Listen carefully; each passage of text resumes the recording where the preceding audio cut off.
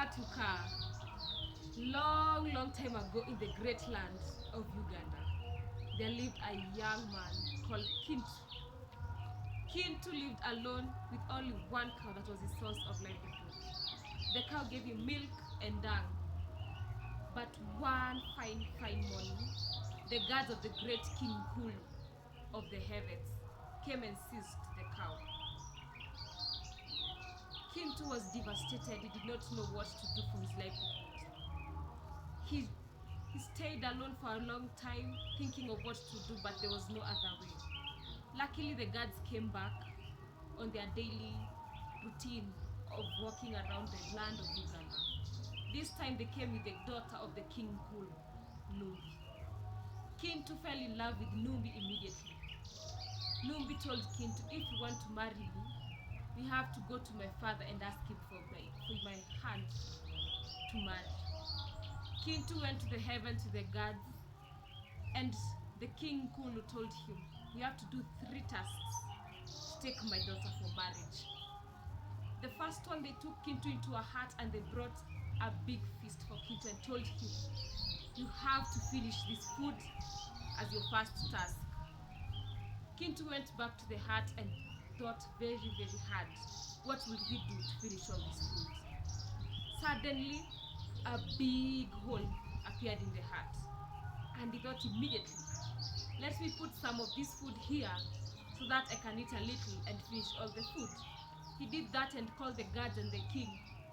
And the king was shocked and he was amazed. And he said, Vanange, Kintu has finished the first task. And he took him to the second task. He took him to a very vast piece of land.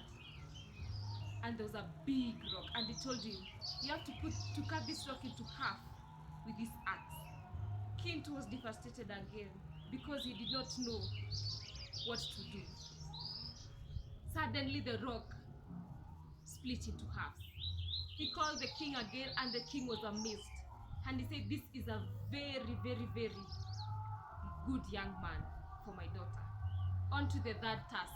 He took him to their fine land in the heavens, and there were millions and thousands of cattle.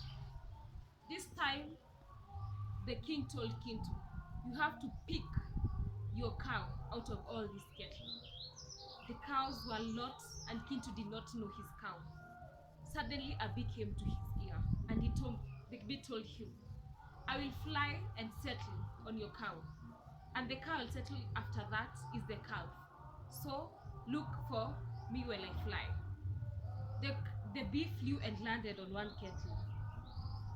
cow. Kintu told the king, that is my cow.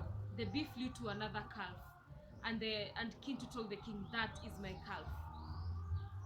The king was amazed and said, let's go to the heavens and officiate this. Nambi, Kintu, the gods, and the king went back to the heavens. And once they had a very big ceremony. Vayanze, vayanze, walalala, vayanze, vayanze, walalala. The king gave them goods, they gave them cattle and chicken, so that they could go and start their family in the land of the living. Halfway through the journey, Nambi remembered she had forgotten the millet for the chicken.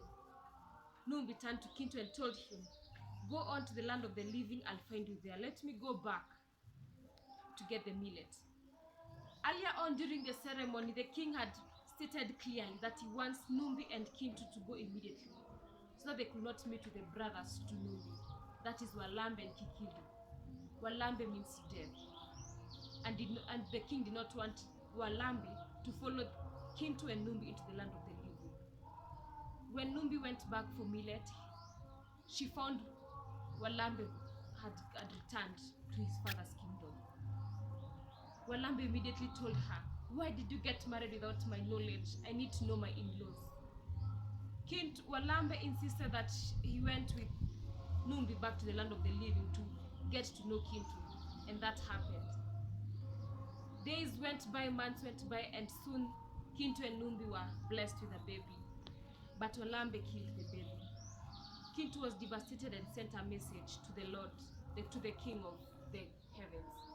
He told him that Walambe is killing his offspring. Immediately the messenger reached in the heavens. Walambe had killed the second kid. This made the king very, very devastated and sent the second brother, Kikuyu, to come and take Walumbe back to the heavens. Walumbe had the news before Kikuyu came into the land of the living.